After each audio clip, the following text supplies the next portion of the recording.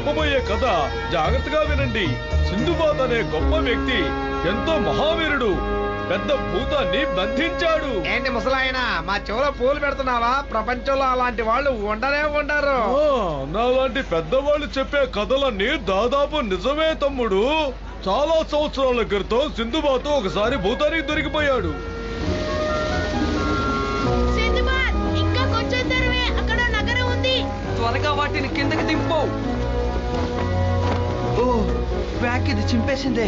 Quack ఏం అలాంటి పనులు చేయదు సింధుబాద్. ఏం చేయమంటావు? మనం కష్టంలో ఉన్నప్పుడు అది హెల్ప్ చేస్తుంది కదా, సర్దుకుపోవాలి. ఏం పర్వాలేదులే, వీటిని త్వరగా మనం సరిచేసేద్దాం. సరి చేయడం మాత్రమే కాదు, నగరంలోకి వెళ్ళి రుచికరమైన ఆహారాన్ని తినాలి.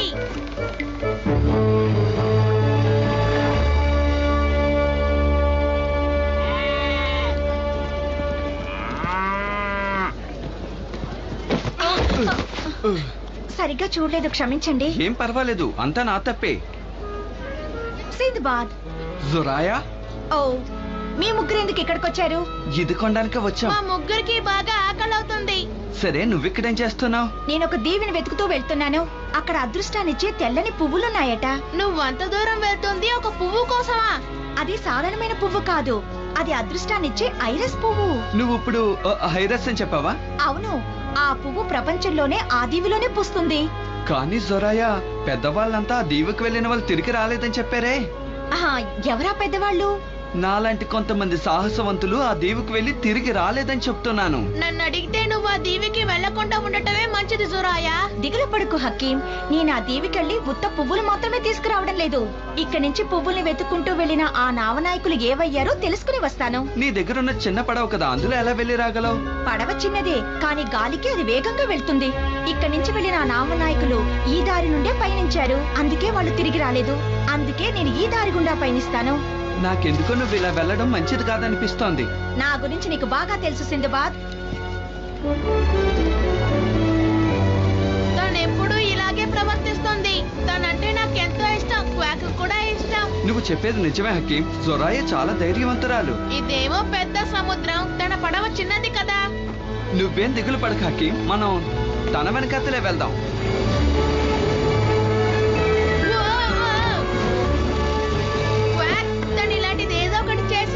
మనల్ని ఆశ్చర్యపరుస్తూ ఉంటాడు కదా.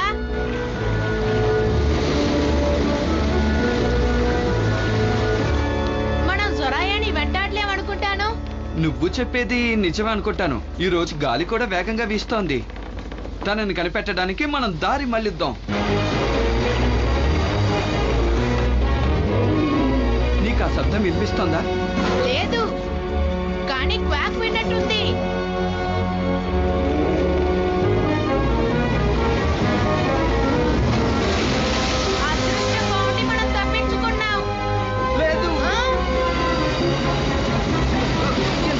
వస్తుందని నేను ఎదురు చూడలేదు.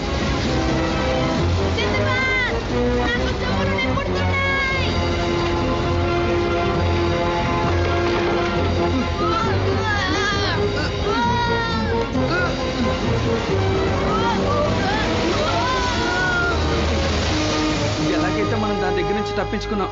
ఇప్పుడు తినగా వెళ్ళడమే మంచిది అనుకుంటాను. అక్కడే సమస్య. దాన్ని చూస్తుంటే నాకు పొగ మంచులా అనిపిస్తోంది. ఏంటిది ఇక్కడ ఇంత వేడిగా ఉంది? ఇక్కడ చెడ్డ వాసన వస్తోంది. అవును, ఈ సముద్రం పడుకున ఏదో జరుగుతుందనుకుంటాను. జొరాయా ఏ దారిలో వెళ్ళిందో కానీ మనం కనిపెట్టలేకపోతున్నాం. జొరాయా తను చేరుకోవాల్సిన ప్రదేశానికి ప్రయాణం చేస్తోంది. ఏం ప్రమాదం ముంచుకొస్తుందో తనకి తెలియదు. తన ప్రయాణాన్ని ఎంతో సంతోషంగా కొనసాగిస్తోంది. కానీ సింధుబాద్ తన వెనకాలే వస్తున్న విషయం ఆవిడికి తెలియదు. అమ్మయ్యా, మొత్తానికి ఈ ప్రమాదం నుంచి తప్పించుకున్నాం. ఇంకా మనం తప్పించుకున్నామని అనిపించడం లేదు. ఇలా చూసావా, క్వాక్ చాలా కోపంగా ఉంది. దాని జుట్టు నిక్కపరుచుకుంది. మనకేదో ప్రమాదం అని చెప్పదలుచుకుంటుంది అనుకుంటాను. అయ్యో, ఏమైంది? క్వాక్, నువ్వు నన్ను రక్షించావు. హకీం లేవకుండా అలాగే పడుకో.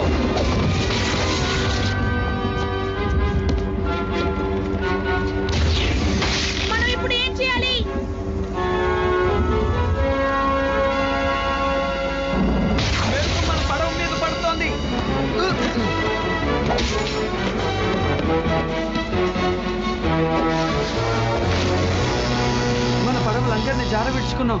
ఎలాగైతే నింబస్ని కాపాడుకున్నాం.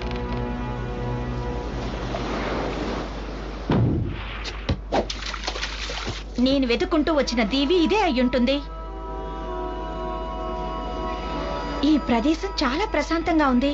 నేను వెతుకుంటూ వచ్చిన పువ్వులు అదిగో అక్కడున్నాయి. ఎలాగైనా వాటిని కొయ్యాలి. అది ఓడరేవులా ఉంది. ఎందుకు రేవు చుట్టూ కంచె వేశారు? ఈ పడవలో వచ్చిన వాళ్ళందరూ ఏవయ్యారో నేను కనిపెట్టాలి.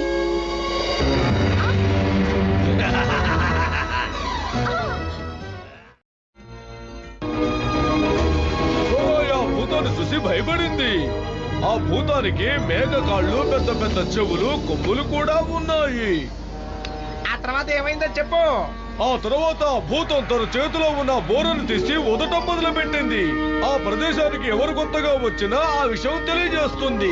అక్కడికి వచ్చిన వాళ్ళని వాళ్ళు వదిలిపెట్టారు. ఆ తర్వాత ఆ అమ్మాయి ఆ ప్రదేశం నుంచి ఎలా తప్పించుకుందో కొంచెం వివరంగా చెప్పు ముసలాయన. తప్పించుకోవడం కుదరలేదు. అయితే ఆ అమ్మాయిని సింధుబాద్రే కాపాడుంటాడు. లేదు, సింధుబాతు దారి తప్పి వేరే మార్గంలో ప్రయాణం చేస్తున్నాడు.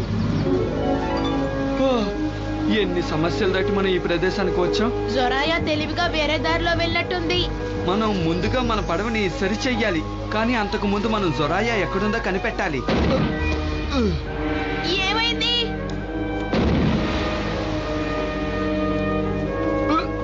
ఇప్పుడు ఇది తొయ్యడం తప్ప వేరే మార్గమే లేదు. ఇప్పుడు దీన్ని తొయ్యాలి. నా ఒక్కడి వల్ల తొయ్యలేకపోతున్నాను హకీం. గాలి వచ్చేంత వరకు ఎదురు చూడాలా? గాలి ఎప్పుడు వస్తోంది? ఇంకొంచెం సమయం పడుతుంది అనుకుంటాను. ఆగు క్వాక్, చెప్తే విను. హకీం ఆగు, మనం ఎలాగైనా పడవను కాపాడాలి. క్వాక్, నువ్వు ఎక్కడున్నావు? ఈ ప్రదేశంలో ఏం చూసినా భయంగానే ఉంది. కానీ నేను నా నీడని చూసి భయపడ్ను.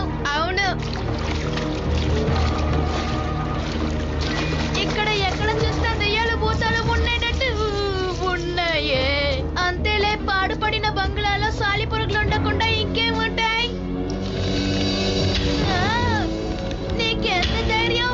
వదిలిపెట్టకుండా నా వెంట పడుతున్నావేంటి?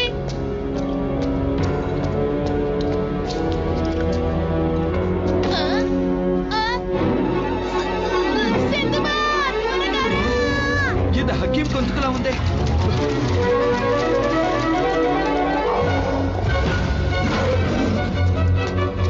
హకీం ఎక్కడున్నావు? నేను ఇక్కడే ఉన్నాను సింధుబాద్. నాతో పాటు ఈ పెద్దాయన ఉన్నారు. ఆయన చూసి భయపడకు, ఆయనకి కళ్ళు లేవు. మిమ్మల్ని నేను ప్రేమతో ఆహ్వానిస్తున్నాను. నేను ఇక్కడ కాపలాదారుణ్ణి. కానీ మీకు నిజంగానే? నిజమే, నాకు కంటి చూపు లేదు. కానీ ఇక్కడికి వచ్చిన వాళ్ళందరినీ తిరిగి వెళ్ళమని హెచ్చరిస్తూ ఉంటాను. అదే నా పని. కానీ మీకు కళ్ళు కనపడవు కదా, ఎలా దారి చెప్తారు? కొన్ని సంవత్సరాల క్రితం ఎంతో మహిమగల ఒక మంత్రపురాయి ఈ చోట్లో ఉండేది. ఆ మంత్రపురాయి నాకు కంటి చూపు లేకపోయినా నాకు మనోనేత్రంగా పనిచేసేది. ఒక రోజున నేను నిద్రపోతున్నప్పుడు పేరు తెలియని ఒక మృగం ఆ రాయిని ఎత్తుకుపోయింది. ఎవరది? ఏం చేస్తున్నారు?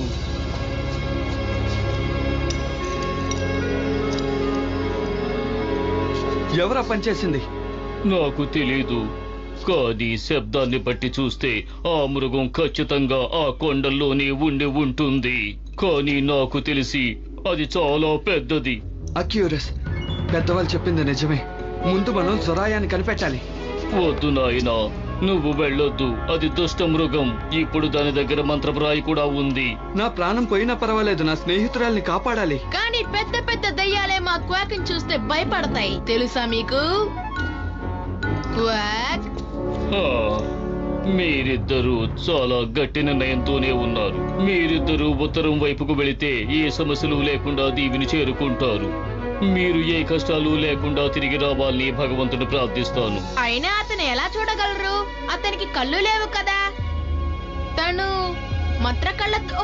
ఈ మధ్యలో సొరాయ ఆ ప్రదేశాన్ని వదిలి దీవి లోపలికి వెళ్ళడం ప్రారంభించింది.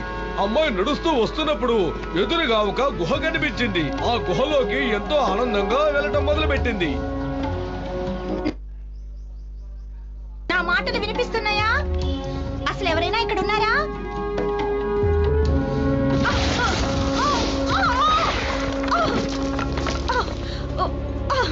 ఈ ప్రదేశం ఇలా ఉంటుందని నేను అనుకోలేదు. నేను ఈ ప్రదేశానికి ఆహ్వానిస్తున్నాను. రేవుకొచ్చిన నావలోని నావనాయకులు మీరేనా? మేము దారి తప్పి ఇక్కడికి వచ్చాం. మా పడవ ఇక్కడ మట్టిలో కూరుకుపోయింది. నువ్వు ఈ గుహ లోపలికి ఎలా వచ్చావు?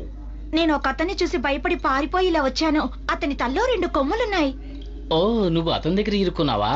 అయితే నువ్వు తప్పించుకోవడం కష్టం. అతను నిన్ను కనిపెట్టేస్తాడు. ఒక అతన్ని చూసి పారిపోయి వస్తే ఇక్కడ ఇంతమంది ఉన్నారా? మీరెవరైనా నాకు సహాయం చేయండి. నేను చెప్పేది దయచేసి కొంచెం వినమ్మా. అతన్ని ఎదిరించి పోరాడకుండా చెప్పేది విను.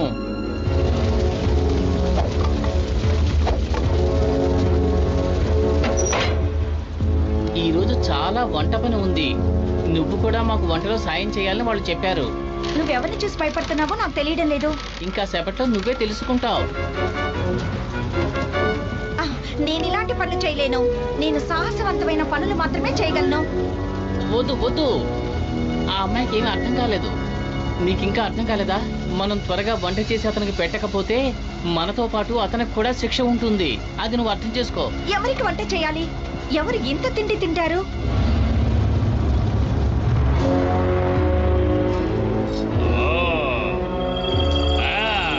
బయట వాళ్ళు లోపలికి వస్తున్నారు. మనం ఇప్పుడు కొండ ఎక్కాలి హకీం. సరే పైకెలా ఎక్కుతాం? నా వెనకత్తలేరా.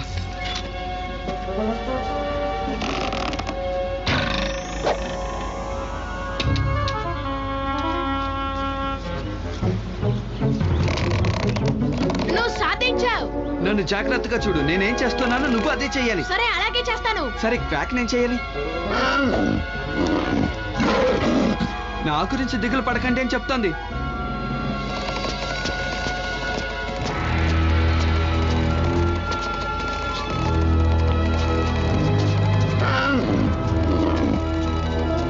గట్టిగా పట్టుకో హకీం. అటు ఇటు కాకుండా మధ్యలో ఉన్నావే, పడితే పుచ్చకాయలా పగిలిపోతుంది తల. ఇంకొంచెం దూరం ఉంది. నువ్వు జాగ్రత్తగా ఎక్కు. చెయ్యి. పద వెళ్దాం. నువ్వు ఇక్కడే ఉండు, నేను ముందు వెళ్తాను.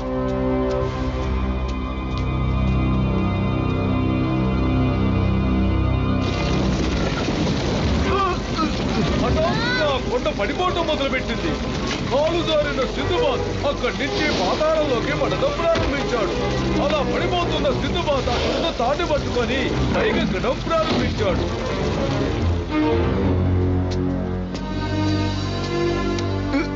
ఇప్పుడు నీకు అర్థమైంది అనుకుంటాను. ఎలాగో బతికి బయటపడ్డావు. బయట వాళ్ళు ఒరే ఒంటికొండడా, నా ఎముకలు ఇరిగిపోతున్నాయిరా, వదిలేరా.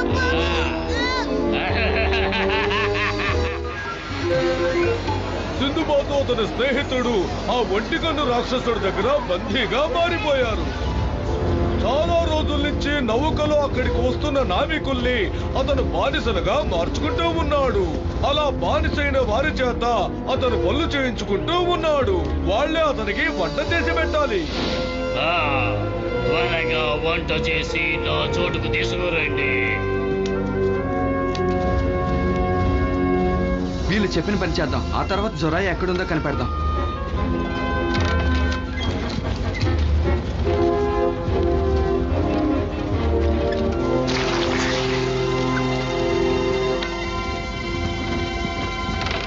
హకీం, ఇన్ని పళ్ళు ఒంటికన్నోడు ఎలా తింటాడు? ఇవి సరిపోతాయో సరిపోవో ఎవరికి తెలుసు. మీరిద్దరూ వెళ్ళి ఇంకా పళ్ళు తీసుకురండి. నువ్వు ఇంకా గుడ్లు వండాలి. చేస్తాను. చేసే వరకు కాస్త ఓర్పుగా ఉండు. జుర్రాయ్యా! సింధుబాద్, హకీం, మీరెలా ఇక్కడికి వచ్చారు?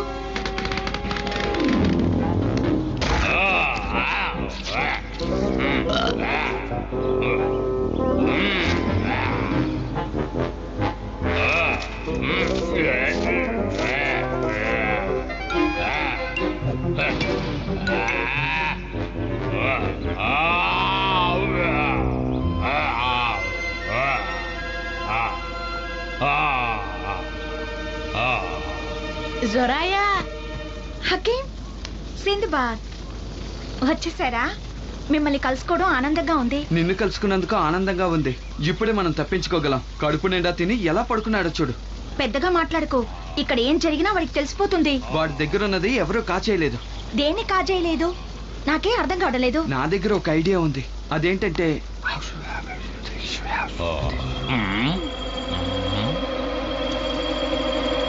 తాగు తెలియకుండా పథకం వేస్తున్నారా?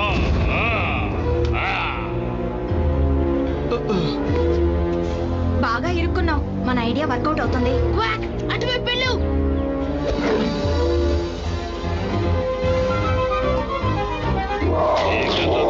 నా తిండి తింటావా?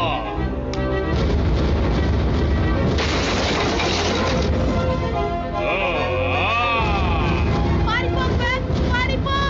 ఇప్పుడు మనం పారిపోదాం, రండి.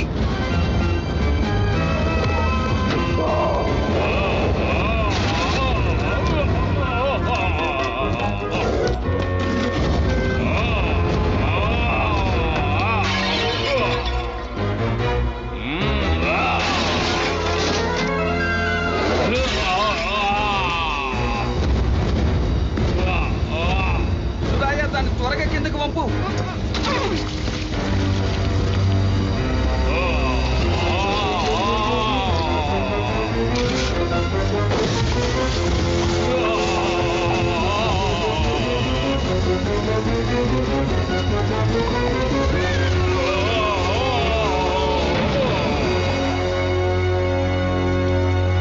ఆ మృగాన్ని ఎవరో కొట్టేశారు. అది లేచిందంటే మనల్ని వదిలిపెట్టదు. అందరూ తొందరగా తప్పించి వెళ్ళిపోదాం, రండి.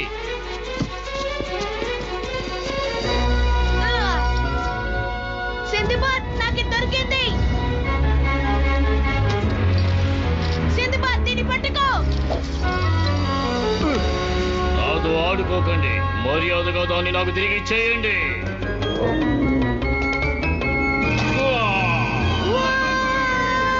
భయపడకు, నిన్ను నేను పట్టుకుంటాను. ఇక్కడి నుంచి వెళ్ళిపోతాను, రా. రండి, త్వరగా రండి. ఇదిగో, ఇది నీకు. దీంతో మనమేం చేయగలం? ఏం చేయాలని హకీం చెప్తాడు. ఇంతకు ముందు మనం కొండ ఎక్కడం దిగడం నీకు గుర్తుందిగా? బాగా గుర్తుంది. అలాగే చేద్దాం.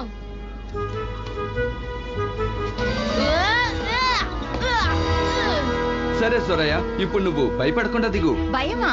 నాకా? ఇప్పుడు చూడు.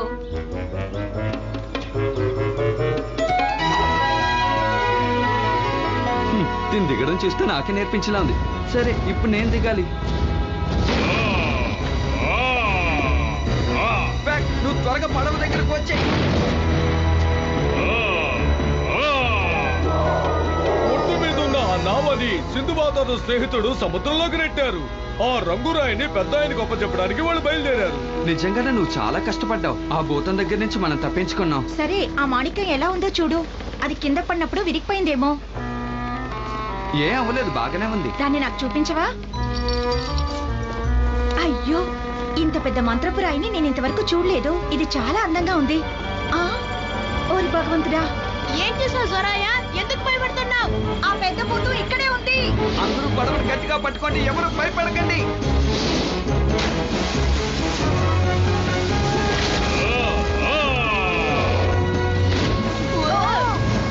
ఈ ఒంటికన్నాడు మామూలుడు కాదే.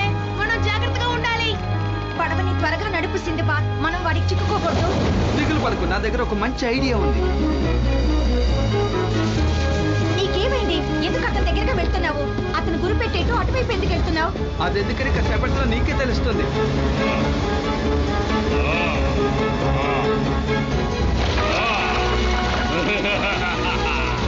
నా వస్తువు నాకు తిరిగి దొరుకుతుంది. ఏమైంది సింధుబాద్? ఆ రాయిని వాడు మొయ్యలేడని నాకు అనిపించింది. అలాగే జరిగింది. వాడు ఇప్పుడు కింద పడ్డాడు. వీళ్ళు చేసిన పని వల్ల ఆ భూతం పైకి లేవలేక అక్కడే పడిపోయి ఉంది. ఆ భూతం దగ్గర బానిసలుగా ఉన్న వాళ్ళందరినీ వీళ్ళు విడుదల చేశారు. దీన్ని తీసుకెళ్లి ఆ పెద్దాయనకి ఇస్తే చాలా సంతోషపడతారు. ఆ తర్వాత ఇక్కడ వచ్చిన వాళ్ళందరికీ సహాయం కూడా చేస్తారు. సరిగ్గానే చెప్పావు. కానీ ఇంత కష్టపడి ఆ పువ్వు లేకుండా వెళ్ళిపోతున్నామని బాధగా ఉంది. కానీ నేను అలాగే అనుకోలేదే.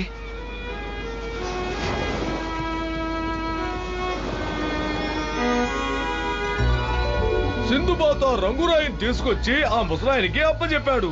ఆ తర్వాత ఆ మార్గంలో వెళ్తున్న ఏ పడవ కూడా దారి తప్పి వెళ్ళలేదు.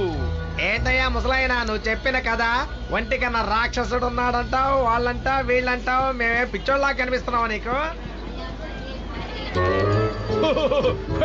నేను చెప్పిన కథని వాళ్ళెవరూ నమ్మలేదు. ఎందుకంటే దీన్ని